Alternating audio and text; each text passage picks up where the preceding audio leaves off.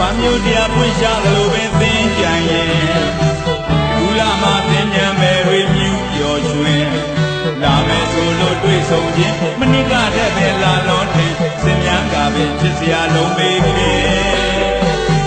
ဘာမျိုးတရားပွင့်ရှာသလိုပင်သင်ကြံရဲ့ကူလာမှာသင်ညာမယ်တွေမြူပျော်ရွှင်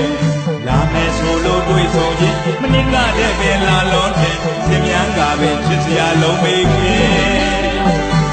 ဆွဲအောင်ပဲလောင်းရင်တရားရည်နေပြီဒီညာနမအလှရင်ဒီရေပွဲတွေဖြစ်ပြသူဤလူရင်တရားမယ်နမသွေပြုံးတာပဲနှွဲ့ရင်သူလေလာပြီ